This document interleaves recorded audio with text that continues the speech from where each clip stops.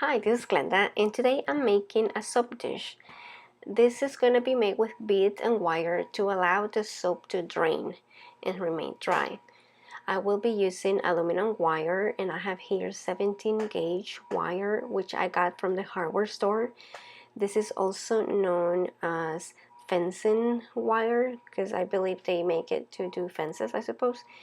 Before I use it, I do like to wipe it with a paper towel because it is a little bit dusty, and if you're handling without doing that, then your hands are going to be black. But if you don't mind that, then you don't have to.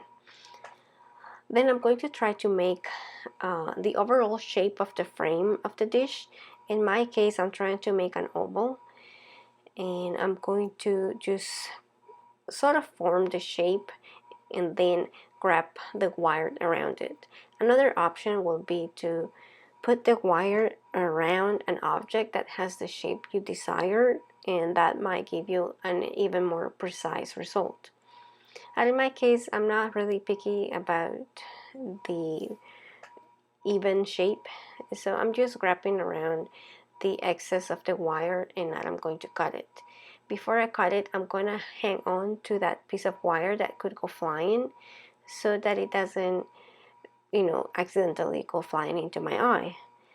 It is important to wear eye protection for an event such like that. With the needle nose pliers, I'm trying to flatten the end of the cut piece so that it doesn't poke or cause any scratches as you're handling it. Then I'm going to cut the other excess, the one that was still attached to the spool, and I'm going to just wrap it around several times until it comes to a very small point where I can no longer use my fingers, and then I will be using the needle nose pliers to continue to grab that end and then to tuck it in just to flatten it against the other wire. I'm also going to use the needle nose pliers to make sure that the loops are close together. So I am squeezing them in, and then the very end piece I continue to press on just to make sure that it's not poking out but that it's flat against the other wire. Now I'm trying to reinforce that oval shape just by pressing on the sides of the wire or the round piece. Now my stainless steel wire is all bunched up, so I'm trying to find the tip. This is 26 gauge stainless steel. It's very thin, and what I will do once I find one end of it is that I'm going to wrap it, and I'm going to wrap it around the part of the frame that has the loops of the aluminum wire so that it can hold on to it more easily. Now that I have a little bit of a knack in the wire, I'm trying to straighten those out first. Usually when you buy the wire, it comes in a spool and you don't have to do any of this. Mine, I've been using it and have not stored it properly, so that's why it has all these kinks on it. Now I'm going to choose the beads that I will be using. I'm going to be using plastic faceted beads for this one. I have used crystals and glass beads in some other ones, but because I want to have a specific shape, I'm trying to choose the smaller ones. Stones that you may want to stay away from are those that are porous, perhaps like turquoise or any other gemstones that are known to be porous. You either want to use glass, crystals, or any other stones or beads that you may have that will do well in being in contact with water constantly.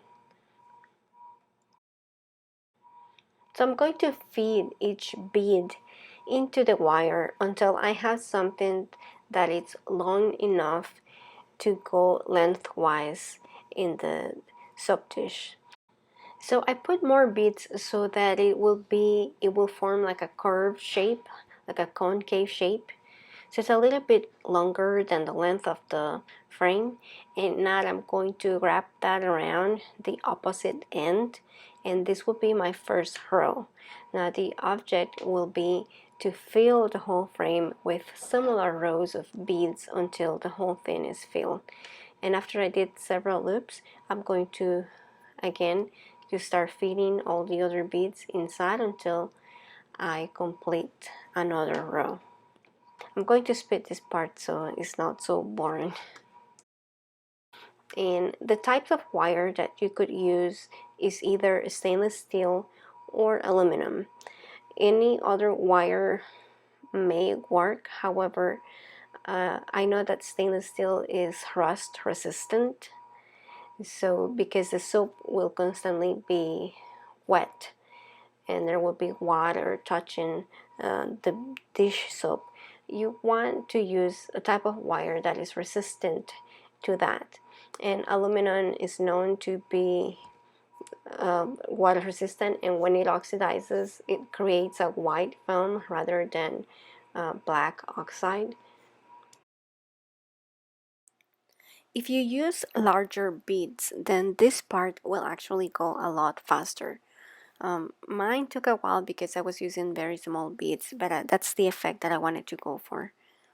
However, I did run out of the plastic beads, so I had to use glass crystal beads on the end, and I just tried to use similar colors.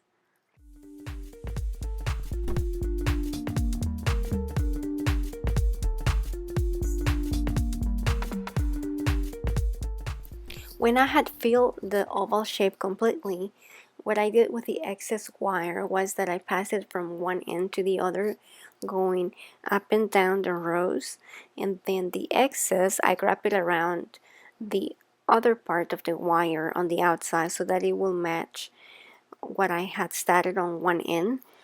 So in the end, almost all of the frame has this wire wrap effect around it.